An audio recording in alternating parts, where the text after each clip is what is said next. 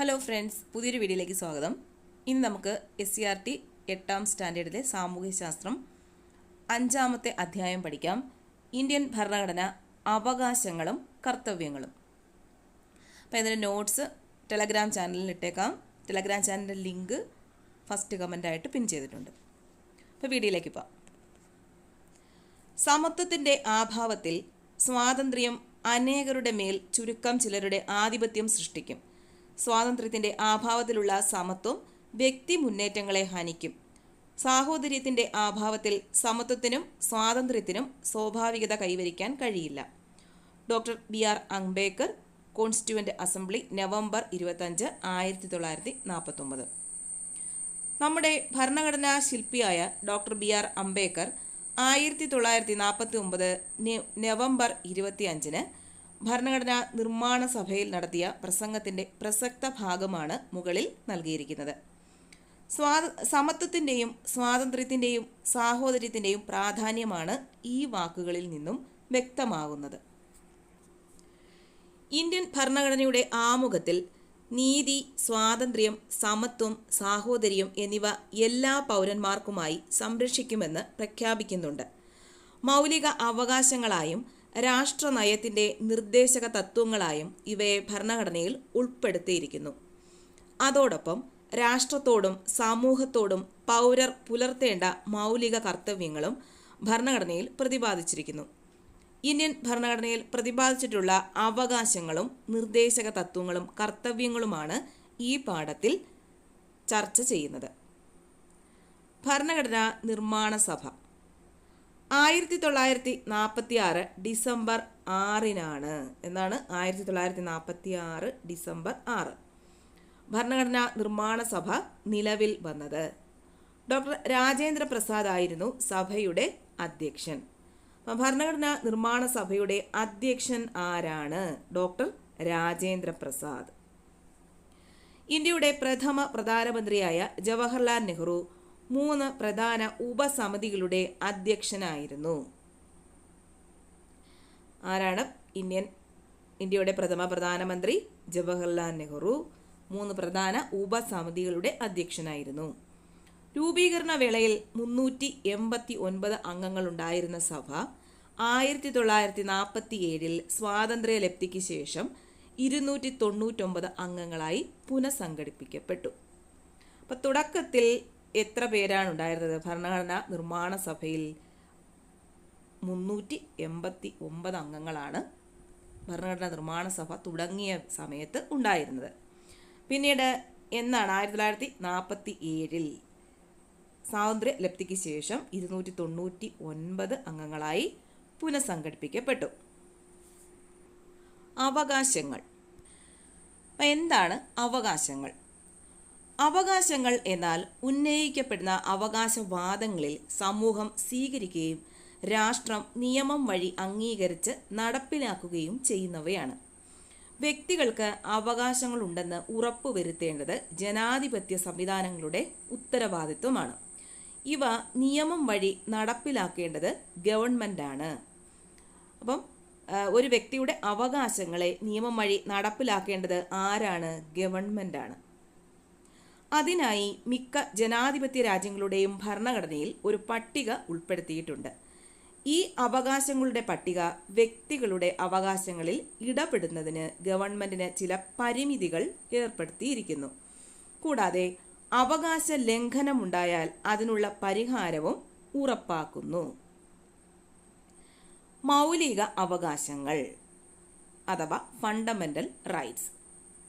അപ്പോൾ ഇവിടെ മനുഷ്യാവകാശങ്ങൾ സൈഡിൽ കൊടുത്തിരിക്കുന്നു, അതൊന്ന് നോക്കാം. മനുഷ്യാവകാശങ്ങൾ അഥവാ ഹ്യൂമൻ റൈറ്റ്സ്. മനുഷ്യർ എന്ന നിലയിൽ ജാതി, മതം, വംശം, വർണ്ണം, ദേശം, ഭാഷ, ലിംഗപദവി തുടങ്ങിയ വിവേചനങ്ങൾ ഏതുമില്ലാതെ അന്തസ്സുറ്റതും തുല്യതയിൽ അധിഷ്ഠിതവുമായ ജീവിതം നയിക്കുന്നതിന് ലോകത്തെല്ലാവർക്കും അവകാശമുണ്ട്. ഇത്തരത്തിൽ സാർവത്രികമായി മനുഷ്യൻ്റെ അഭിമാനത്തെയും വ്യക്തിത്വത്തെയും സംരക്ഷിക്കുന്ന അവകാശങ്ങളാണ് മനുഷ്യാവകാശങ്ങൾ. മൗലിക അവകാശങ്ങൾ അഥവാ ഫണ്ടമെൻ്റൽ റൈറ്റ്സ്. അന്തർദേശീയ തലത്തിൽ മനുഷ്യ അവകാശങ്ങളായി കണക്കാക്കുന്നതും ജനാധിപത്യ സംവിധാനത്തിൽ പൗരരുടെ അന്തസ്സിനും സ്വാതന്ത്ര്യത്തിനും അതിജീവനത്തിനും അനിവാര്യവുമായ ചില അടിസ്ഥാന അവകാശങ്ങളുണ്ട്. രാഷ്ട്രങ്ങൾ അംഗീകരിച്ച് സംരക്ഷിക്കുകയും നടപ്പിലാക്കുകയും ചെയ്യുന്ന ഇത്തരം അവകാശങ്ങളാണ് മൗലിക അവകാശങ്ങൾ. ലോകത്ത് വിവിധ രാജ്യങ്ങളുടെ ഭരണഘടനകളിൽ അതത് രാജ്യങ്ങളിലെ സാഹചര്യങ്ങൾക്കനുസരിച്ച് ചില സുപ്രധാന അവകാശങ്ങൾ മൗലിക അവകാശങ്ങളായി ഉൾക്കൊള്ളിച്ചിട്ടുണ്ട്. മാനവ ചരിത്രത്തിലെ ചില സുപ്രധാന ഏടുകളാണ് മൗലിക അവകാശങ്ങൾ എന്ന ആശയത്തിലേക്ക് വഴിതെളിച്ചത്. അപ്പോൾ ഇവിടെ ഒരു ഫ്ലോ ചാർട്ട് കൊടുത്തിട്ടുണ്ട്. ആദ്യം മൗലിക അവകാശങ്ങളുടെ നാൾ വഴി. അപ്പം എങ്ങനെയാണ് മൗലിക അവകാശങ്ങൾ ഉണ്ടായി വന്നത് എന്നതാണ് ഇവിടെ കാണിച്ചിരിക്കുന്നത്. അപ്പം ആദ്യം മാഗ്ന കാർട്ട 1215 വന്നത്. പൗരാവകാശങ്ങളെയും സ്വാതന്ത്ര്യത്തെയും പരാമർശിക്കുന്ന ലോകത്തിലെ ആദ്യത്തെ ഔദ്യോഗിക രേഖ. അപ്പം മാഗ്ന കാർട്ട എന്ന് പറയുന്നത് എന്താണ്? പൗരാവകാശങ്ങളെയും സ്വാതന്ത്ര്യത്തെയും പരാമർശിക്കുന്ന ലോകത്തിലെ ആദ്യത്തെ ഔദ്യോഗിക രേഖയാണ് ഏത്? Magna Carta. മാഗ്ന കാർട്ടയെക്കുറിച്ച് വിശദമായിട്ട് പറയുന്നുണ്ട്. അപ്പം നമുക്ക് നോക്കാം. ബ്രിട്ടനിൽ അവകാശങ്ങളെ സംബന്ധിച്ച് രൂപപ്പെട്ട ആദ്യകാല രേഖയാണ് മാഗ്ന കാർട്ട. അപ്പം മാഗ്ന കാർട്ട എന്ന് പറയുന്നത് എന്താണ്? അവകാശങ്ങളെ സംബന്ധിച്ച് രൂപപ്പെട്ട ആദ്യകാല രേഖ. അപ്പം അത് എവിടെയാണ് രൂപപ്പെട്ടത്? ബ്രിട്ടനിലാണ് രൂപപ്പെട്ടത്. വലിയ പ്രമാണം എന്നാണ് ഇതിൻ്റെ അർത്ഥം. രാജാവും രാജാവിൻ്റെ ഭരണകൂടവും നിയമത്തിന് അതീതരല്ല എന്ന് പ്രഖ്യാപിക്കുന്ന ഔദ്യോഗിക പ്രമാണമാണിത്. 1215 ഇംഗ്ലണ്ടിലെ ഭരണാധികാരിയായിരുന്ന ജോൺ രാജാവിനെ ഈ രേഖയിൽ ജനങ്ങൾ നിർബന്ധിച്ച് ഒപ്പുവെപ്പിക്കുകയായിരുന്നു. അപ്പം എന്നാണ് 1215 മാഗ്ന കാർട്ട ഒപ്പുവെപ്പിച്ചത്. ബ്രിട്ടീഷ് പാർലമെന്റിന്റെ അധികാരങ്ങൾക്കും നിയമ തത്വങ്ങൾക്കും ഇത് പിന്നീട് അടിസ്ഥാനമായി മാറി. അപ്പം ബ്രിട്ടീഷ് പാർലമെന്റിന്റെ അധികാരങ്ങൾക്കും നിയമ തത്വങ്ങൾക്കും അടിസ്ഥാനമായത് ഏതാണ്? മാഗ്ന കാർട്ടയാണ്. ഇംഗ്ലണ്ടിലെ petition of rights, bill of rights എന്നീ അവകാശ രേഖകൾ മാഗ്ന കാർട്ടയുടെ സ്വാധീനത്താൽ രൂപപ്പെട്ടവയാണ്. ഏതൊക്കെയാണ്? ഇംഗ്ലണ്ടിലെ petition of rights, bill of rights. അപ്പോൾ ഇത് രണ്ടും ഏതിൻ്റെ സ്വാധീനത്തിൽ രൂപപ്പെട്ടതാണ്? മാഗ്ന കാർട്ടയുടെ സ്വാധീനത്തിൽ രൂപപ്പെട്ടതാണ്. അപ്പോൾ മൗലിക അവകാശങ്ങളുടെ ആദ്യത്തെ ഘട്ടം എന്ന് പറയുന്നത് മാഗ്ന കാർട്ട. ഇനി അടുത്തത് അമേരിക്കൻ അവകാശ പത്രിക, United States bill of rights. അതെന്താണ് വന്നത്? 1789 അമേരിക്കൻ അവകാശ പത്രിക നിലവിൽ വന്നത്. ലോകത്തിലെ ആദ്യത്തെ എഴുതപ്പെട്ട ഭരണഘടനയിൽ പരാമർശിച്ചിരിക്കുന്ന അവകാശ രേഖ അതാണ് അമേരിക്കൻ അവകാശ പത്രിക. അപ്പം അതിനെക്കുറിച്ച് വിശദമായിട്ട് പറയുന്നുണ്ട്. അമേരിക്കൻ ഭരണഘടനയിൽ ഉൾക്കൊള്ളിച്ചിട്ടുള്ള അവകാശ പത്രികയിലാണ് അവകാശങ്ങളെക്കുറിച്ച് പ്രതിപാദിച്ചിരിക്കുന്നത്. മതവിശ്വാസത്തിനുള്ള അവകാശം, അഭിപ്രായ പ്രകടനത്തിനുള്ള അവകാശം, മാധ്യമ പ്രവർത്തനത്തിനുള്ള അവകാശം, സമാധാനപരമായി സംഘം ചേരാനുള്ള അവകാശം, ജീവനും സ്വത്തിനും സംരക്ഷണത്തിനുമുള്ള അവകാശം തുടങ്ങിയ അവകാശങ്ങൾ അമേരിക്കൻ ഭരണഘടന പൗരർക്ക് ഉറപ്പു നൽകുന്നുണ്ട്. അപ്പോൾ ഏതൊക്കെയാണ് അമേരിക്കൻ ഭരണഘടന പൗരർക്ക് ഉറപ്പു നൽകുന്നത്?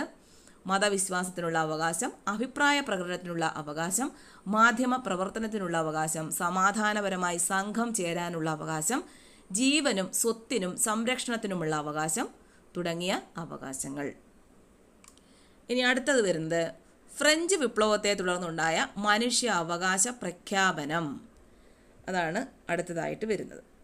അതെന്നാണ് വന്നത്? 1789.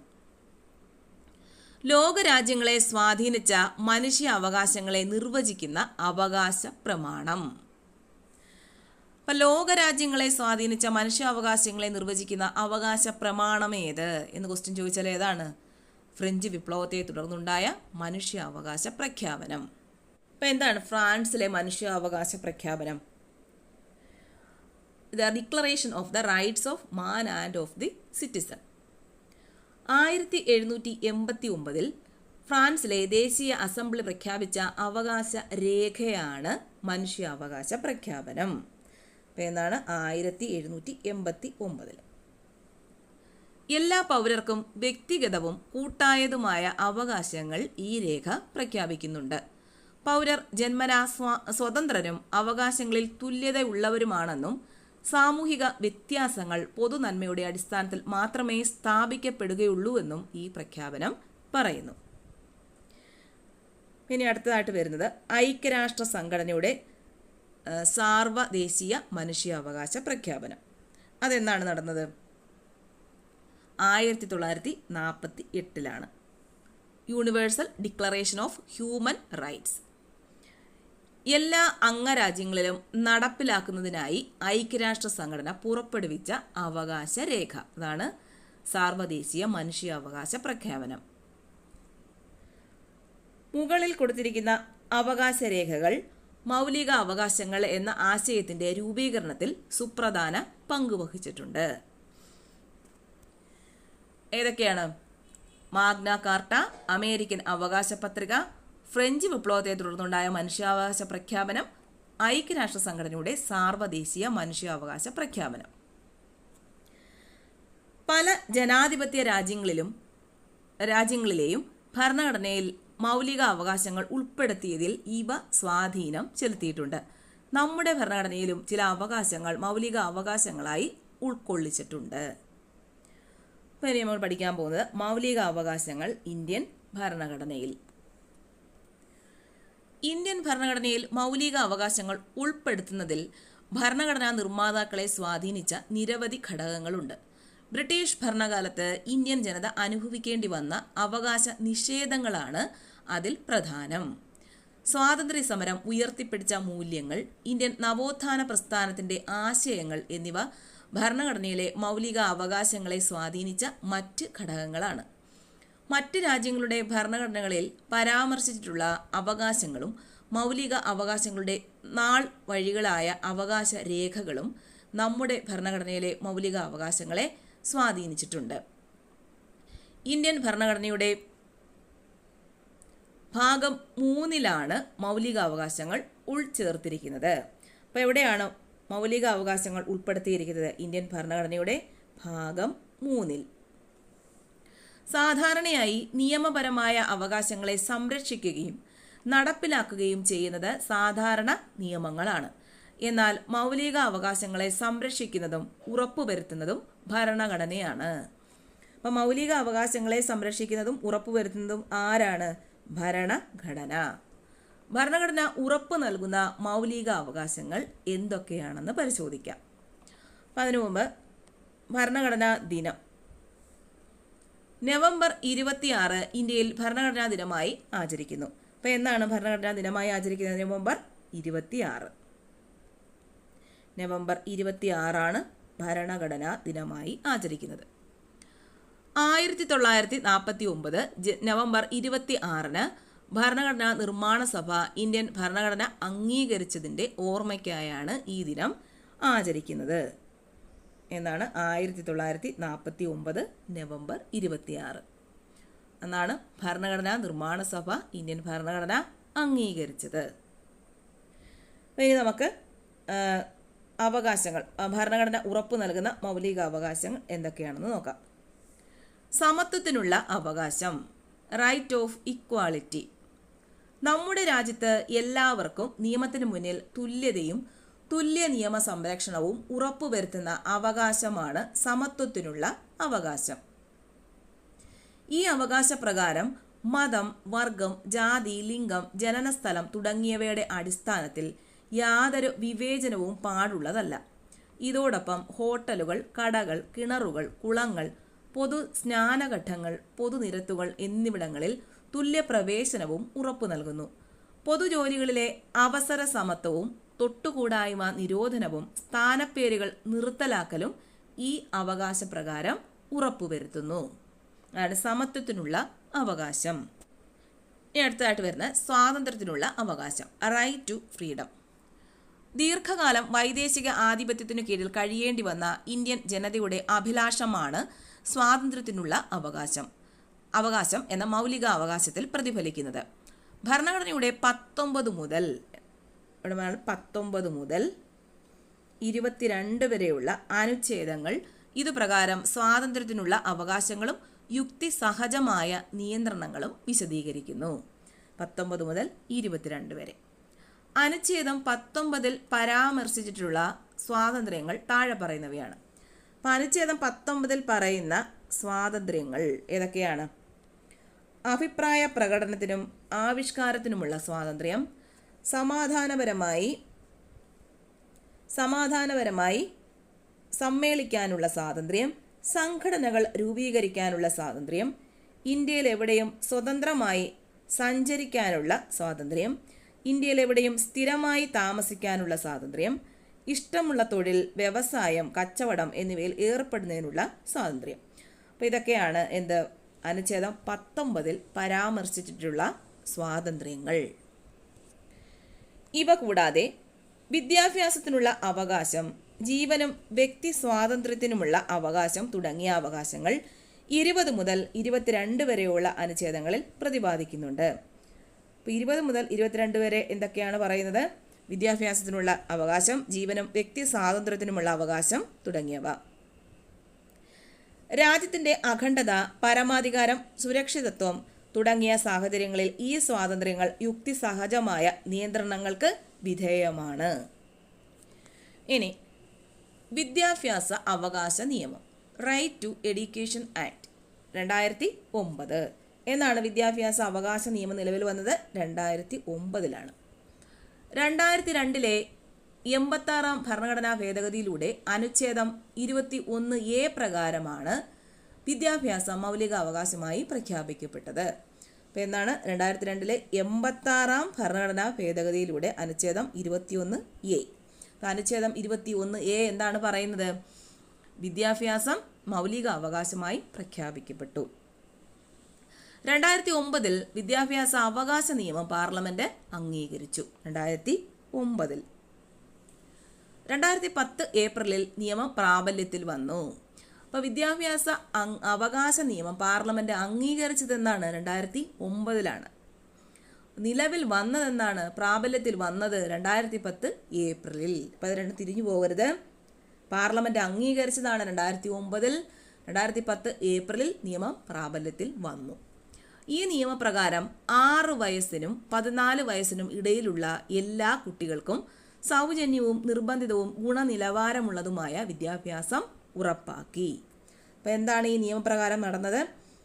6 വയസ്സിനും 14 വയസ്സിനും ഇടയിലുള്ള എല്ലാ കുട്ടികൾക്കും സൗജന്യവും നിർബന്ധിതവും ഗുണനിലവാരമുള്ളതുമായ വിദ്യാഭ്യാസം ഉറപ്പു നൽകി. ഇനി വരുന്നത് ചൂഷണത്തിനെതിരായ അവകാശം, റൈറ്റ് എഗെയിൻസ്റ്റ് എക്സ്പ്ലോയിറ്റേഷൻ. നമ്മുടെ രാജ്യത്ത് പല വിഭാഗം ജനങ്ങളും മുഖ്യധാരയിൽ നിന്നും അകറ്റി നിർത്തപ്പെടുന്നതും ചൂഷണം ചെയ്യപ്പെടുന്നതുമായ സാമൂഹിക സാഹചര്യം നിലവിലുണ്ടായിരുന്നു. അടിമത്തം, മനുഷ്യക്കടത്ത്, നിർബന്ധിത ജോലി, ബാലവേല തുടങ്ങിയ ചൂഷണങ്ങളെ ഇല്ലാതാക്കി സുരക്ഷിത ജീവിതം ഉറപ്പു നൽകുകയാണ് ചൂഷണത്തിനെതിരായ അവകാശത്തിലൂടെ ഇന്ത്യൻ ഭരണഘടന ചെയ്യുന്നത്. ഭരണഘടനയുടെ അനുച്ഛേദം 23 എന്നാണ് ഭരണഘടനയുടെ അനുച്ഛേദം 23 എല്ലാവിധ അടിമ ജോലികളെയും മനുഷ്യ കച്ചവടത്തെയും നിരോധിക്കുകയും കുറ്റകരമായി പ്രഖ്യാപിക്കുകയും ചെയ്യുന്നു. അനുച്ഛേദം 24 പ്രകാരം എന്താണ്? 14 വയസ്സിന് താഴെയുള്ള കുട്ടികളെ ഖനികളിലോ വ്യവസായശാലകളിലോ മറ്റ് അപകട മേഖലകളിലോ ജോലി ചെയ്യിക്കുന്നത് നിരോധിക്കുന്നു. അപ്പം എന്തൊക്കെയാണ് അനുച്ഛേദം 23 എന്ന് പറയുന്നത്? എന്താണ്? എല്ലാവിധ അടിമ ജോലികളെയും മനുഷ്യ കച്ചവടത്തെയും നിരോധിക്കുകയും കുറ്റകരമായി പ്രഖ്യാപിക്കുകയും ചെയ്യുന്നു. അനുച്ഛേദം 24 എന്താണ്? 14 വയസ്സിന് താഴെയുള്ള കുട്ടികളെ ഖനികളിലോ വ്യവസായശാലകളിലോ മറ്റ് അപകട മേഖലകളിലോ ജോലി ചെയ്യിക്കുന്നത് നിരോധിക്കുന്നു. അടുത്ത് മതസ്വാതന്ത്ര്യത്തിനുള്ള അവകാശം, right to freedom of religion. ഇന്ത്യയിൽ ഓരോരുത്തർക്കും സ്വീകാര്യമായ മതം അനുവർത്തിക്കുന്നതിനും അനുഷ്ഠിക്കുന്നതിനും പ്രചരിപ്പിക്കുന്നതിനുമുള്ള സ്വാതന്ത്ര്യം ഭരണഘടന അനുവദിക്കുന്നു. ഈ അവകാശം അവരവരുടെ മനസാക്ഷിക്കനുസരിച്ച് പ്രവർത്തിക്കാനുള്ള സ്വാതന്ത്ര്യം ഉൾക്കൊള്ളുന്നതാണ്.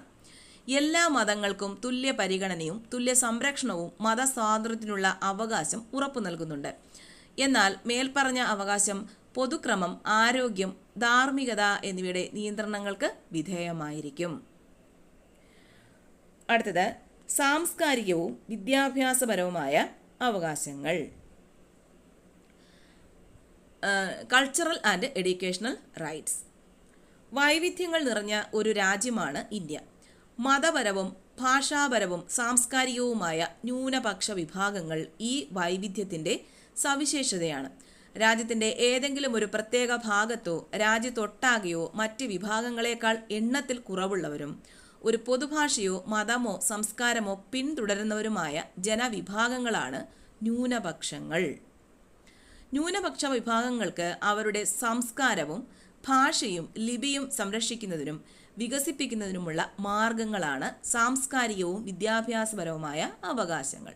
അപ്പോൾ എന്താണ് സാംസ്കാരികവും വിദ്യാഭ്യാസപരമായ അവകാശങ്ങൾ എന്നതുകൊണ്ട് ഉദ്ദേശിക്കുന്നത്?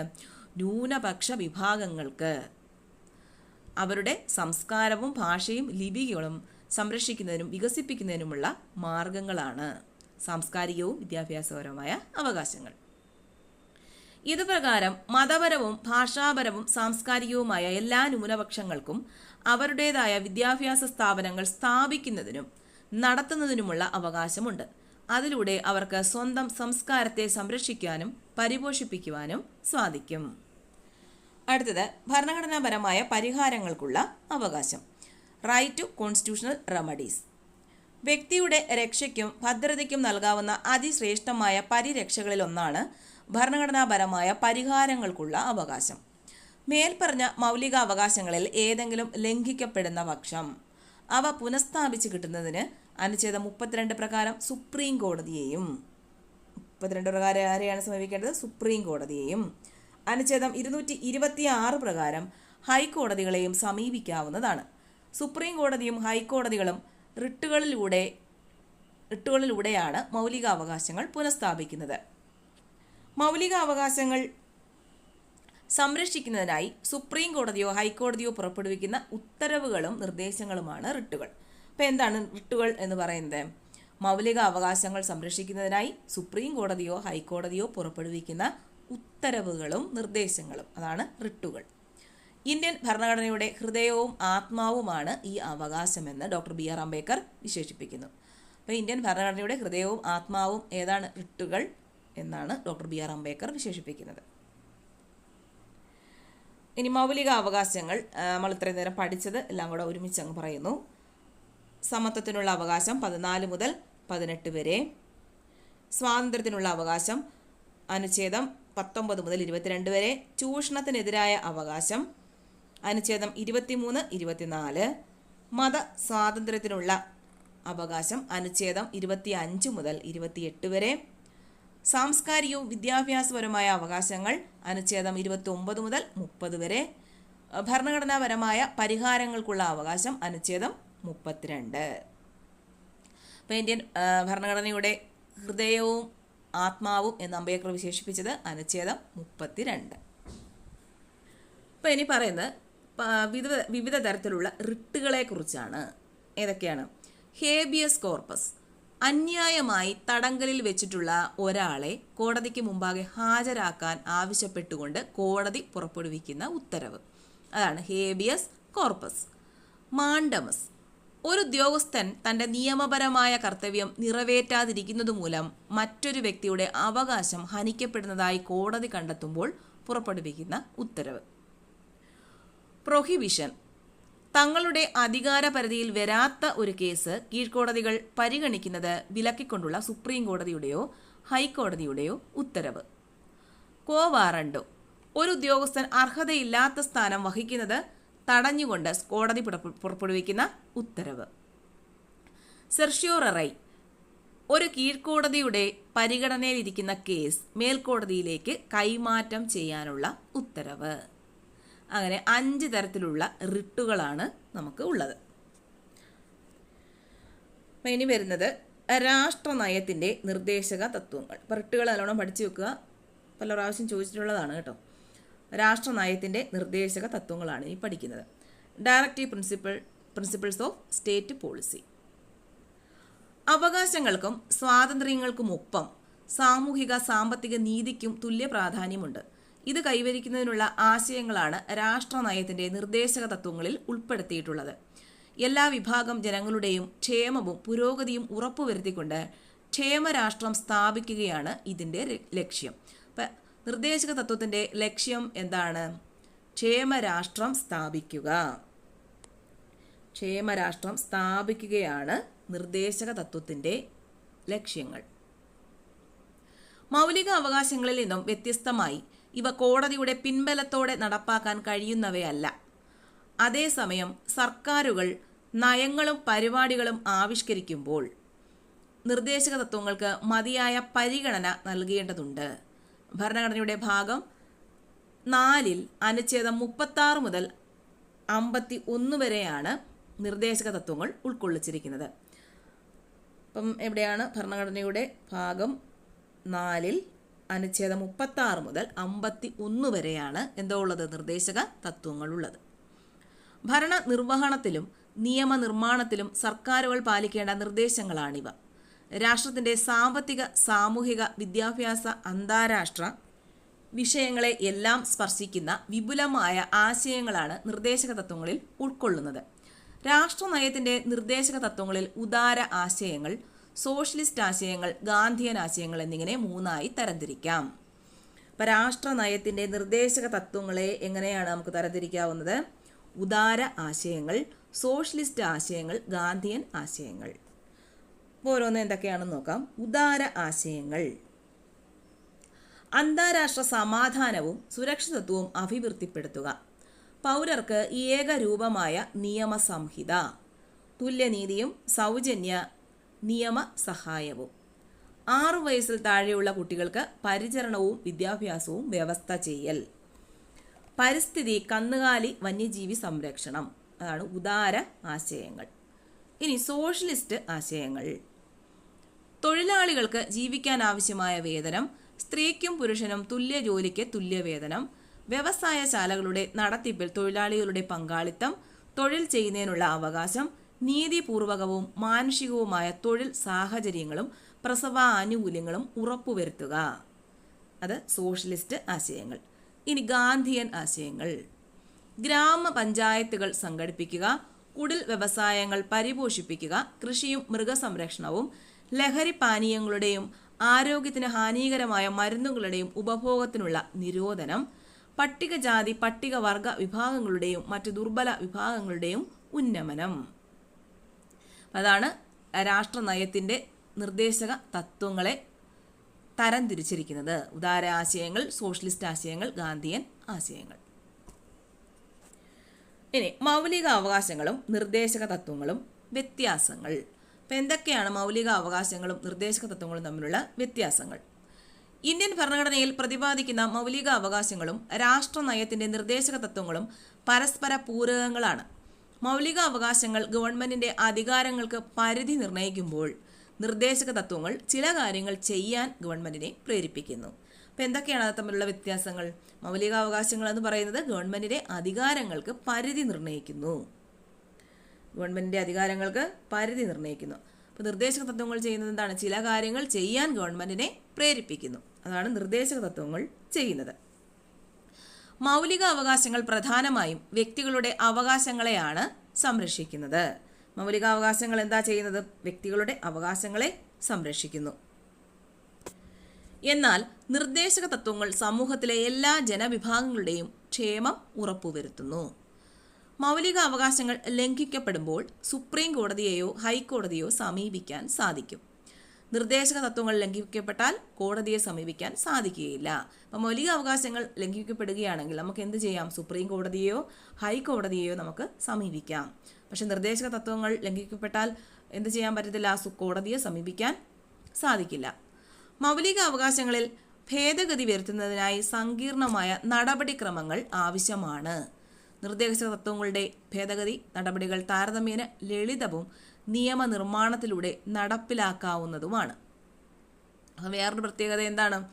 മൗലിക അവകാശങ്ങളിൽ ഭേദഗതി വരുത്തുന്നതിനായി സങ്കീർണമായ നടപടിക്രമങ്ങൾ ആവശ്യമാണ്. സങ്കീർണമാണ് ഭേദഗതി വരുത്തുക എന്നത്. പക്ഷേ നിർദ്ദേശക തത്വങ്ങളുടെ ഭേദഗതിയോ അത് താരതമ്യേന ലളിതവും നിയമനിർമ്മാണത്തിലൂടെ നടപ്പിലാക്കാവുന്നതുമാണ്. ജനാധിപത്യ പ്രക്രിയയിൽ മൗലിക അവകാശങ്ങൾ രാഷ്ട്രീയ ജനാധിപത്യത്തെ പ്രാവർത്തികമാക്കുമ്പോൾ മാർഗനിർദ്ദേശക തത്വങ്ങൾ സാമൂഹിക സാമ്പത്തിക ജനാധിപത്യത്തെയാണ് സാക്ഷാത്കരിക്കുന്നത്. ഇനി നിർദ്ദേശക തത്വങ്ങൾ പ്രയോഗത്തിൽ.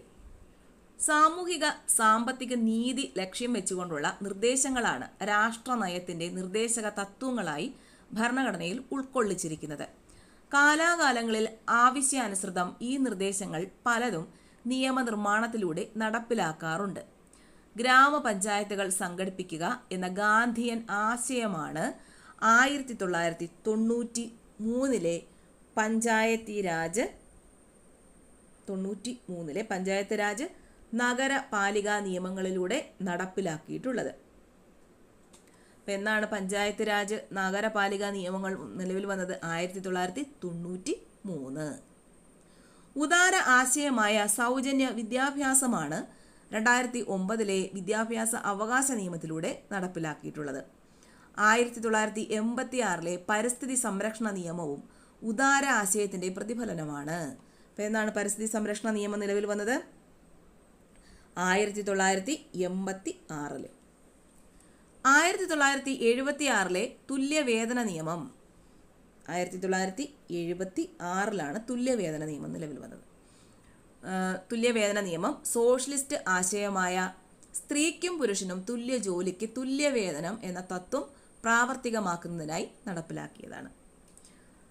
എന്തൊക്കെയാണ്? പഞ്ചായത്ത് രാജ് 1993, വിദ്യാഭ്യാസ അവകാശ നിയമം 2009, പരിസ്ഥിതി സംരക്ഷണ നിയമം 1986, തുല്യവേതന നിയമം 1976. അടുത്തത് മൗലിക കർത്തവ്യങ്ങൾ. ഓരോരുത്തരും ഓർക്കേണ്ടത്, ഞാനൊരു ഇന്ത്യക്കാരനായിരിക്കുമ്പോൾ തന്നെ എനിക്ക് എല്ലാ അവകാശങ്ങളോടൊപ്പം നിയതമായ ചുമതലകളും ഉണ്ടെന്നാണ്. ഇതാരാണ് പറഞ്ഞത്? സർദാർ വല്ലഭായ് പട്ടേൽ, ഇന്ത്യയുടെ പ്രഥമ ഉപപ്രധാനമന്ത്രിയും ആഭ്യന്തരമന്ത്രിയുമായിരുന്നു. ഇന്ത്യൻ പൗരർക്ക് അവകാശങ്ങളോടൊപ്പം നിയതമായ ചുമതലകളും ഉണ്ടാകണം എന്നാണ് അദ്ദേഹം സൂചിപ്പിക്കുന്നത്. അപ്പം നമുക്ക് അവകാശങ്ങളും ഉണ്ട്, അതോടുകൂടി ഓരോ പൗരർക്കും ഓരോ കർത്തവ്യങ്ങളും ഉണ്ട് എന്നാണ് ഇതിനകത്തൂടെ അദ്ദേഹം സൂചിപ്പിക്കുന്നത്. അവകാശങ്ങളും കർത്തവ്യങ്ങളും ഒരേ നാണയത്തിന്റെ രണ്ട് വശങ്ങളാണ്. പൗരർ പാലിക്കേണ്ടതായ ചില കടമകൾ നമ്മുടെ ഭരണഘടനയിൽ ഉൾക്കൊള്ളിച്ചിട്ടുണ്ട്. അപ്പം എന്തൊക്കെയാണ് നമ്മുടെ കടമകൾ? പൗരരുടെ മൗലിക കർത്തവ്യങ്ങളെക്കുറിച്ച് നിർദ്ദേശങ്ങൾ സമർപ്പിക്കുന്നതിനായി 1976 കേന്ദ്ര സർക്കാർ നിയോഗിച്ച കമ്മിറ്റിയാണ് സർദാർ സ്വരൺ സിംഗ് കമ്മിറ്റി. അപ്പം എന്താണ് സ്വരൺ സിംഗ് കമ്മിറ്റി? എന്നാണ് നിയോഗിച്ചത്? 1976 സ്വരൺ സിംഗ് കമ്മിറ്റി നിലവിൽ വന്നത്. കമ്മിറ്റിയുടെ നിർദ്ദേശങ്ങൾ പരിഗണിച്ച് 1976 42ാം ഭരണഘടനാ ഭേദഗതിയുടെ ഭാഗമായി മൗലിക കർത്തവ്യങ്ങൾ ഉൾക്കൊള്ളുന്ന ഒരു പുതിയ ഭാഗം 4A ഭരണഘടനയിൽ ഉൾപ്പെടുത്തി. 1976 42ാം ഭരണഘടന സ്ഥിരം ചോദ്യമാണിത് കേട്ടോ. 1976 42ാം ഭരണഘടനാ ഭേദഗതിയുടെ ഭാഗമായി മൗലിക കർത്തവ്യങ്ങൾ ഉൾക്കൊള്ളുന്ന ഒരു പുതിയ ഭാഗം 4A ഭരണഘടനയിൽ ഉൾപ്പെടുത്തി. ഇതുപ്രകാരം 51A എന്ന അനുച്ഛേദമായിട്ടാണ് മൗലിക കർത്തവ്യങ്ങൾ ഭരണഘടനയുടെ ഭാഗമായി തീർന്നത്. 51A ആണ്. A എന്ന അനുച്ഛേദമായിട്ടാണ് മൗലിക കർത്തവ്യങ്ങൾ ഭരണഘടനയുടെ ഭാഗമായത്. പൗരർ എന്ന നിലയിൽ ഭരണഘടനയെ അനുസരിക്കുക, രാജ്യത്തെ കാത്തുസൂക്ഷിക്കുക, രാജ്യം ആവശ്യപ്പെടുമ്പോൾ ദേശീയ സേവനം അനുഷ്ഠിക്കുക, പരിസ്ഥിതി സംരക്ഷിക്കുക തുടങ്ങിയ മൗലിക കർത്തവ്യങ്ങളിൽ ഉൾപ്പെടുന്ന ആശയങ്ങളാണ്. എല്ലാ പൗരരും രാഷ്ട്രത്തോടും സമൂഹത്തോടും പാലിച്ചിരിക്കേണ്ട കർത്തവ്യങ്ങൾ എന്തെന്ന് ബോധ്യപ്പെടുത്തുന്നതാണിവ. 11 ചുമതലകളാണ് മൗലിക കർത്തവ്യങ്ങളായി ഭരണഘടനയിൽ ഉൾച്ചേർത്തിരിക്കുന്നത്. അപ്പം എത്ര ചുമതലകളാണുള്ളത്? 11 ചുമതലകളാണ് മൗലിക കർത്തവ്യങ്ങളായി ഭരണഘടനയിൽ ഉൾച്ചേർത്തിരിക്കുന്നത്. ഇവയിൽ ചിലത് ധാർമ്മികമായതും മറ്റു ചിലത് പൗരധർമ്മപരമായിട്ടുള്ളതുമാണ്. പൗരർ മൗലിക അവകാശങ്ങൾ അനുഭവിക്കുമ്പോൾ മൗലിക കർത്തവ്യങ്ങളെക്കുറിച്ചുകൂടി ബോധമുള്ളവരാകണം എന്നുള്ളതാണ് ഇതിൻ്റെ അടിസ്ഥാന തത്വം. നമ്മുടെ ഭരണഘടന വ്യക്തികളുടെ അന്തസ്സുറ്റ ജീവിതത്തിന് അത്യന്താപേക്ഷിതമായ അവകാശങ്ങൾ മൗലിക അവകാശങ്ങളായി ഉറപ്പു നൽകുന്നു. ഒപ്പം സമൂഹ ക്ഷേമത്തിനായുള്ള രാഷ്ട്രനയത്തിൻ്റെ നിർദ്ദേശക തത്വങ്ങൾ മുന്നോട്ട് വയ്ക്കുകയും ചെയ്യുന്നു. രാഷ്ട്രത്തിൻ്റെ അഖണ്ഡതയ്ക്കും നിലനിൽപ്പിനും ഉതകുന്ന മൗലിക കർത്തവ്യങ്ങളും ഭരണഘടനയിൽ പരാമർശിച്ചിട്ടുണ്ട്. ഈ വിധത്തിൽ ഭരണഘടന അവകാശങ്ങളുടെയും കർത്തവ്യങ്ങളുടെയും ഒരു സംഹിതയായി പ്രവർത്തിക്കുന്നു. അപ്പോൾ ഇത്രയേ ഉള്ളൂ. വളരെ ഇമ്പോർട്ടൻ്റ് ആയിട്ടുള്ളൊരു ചാപ്റ്ററാണ്. അപ്പോൾ ഇതിൻ്റെ PDF ടൈപ്പ് ചെയ്യുന്നതനുസരിച്ച് ടെലഗ്രാം ചാനലിൽ അപ്ലോഡ് ചെയ്യാം.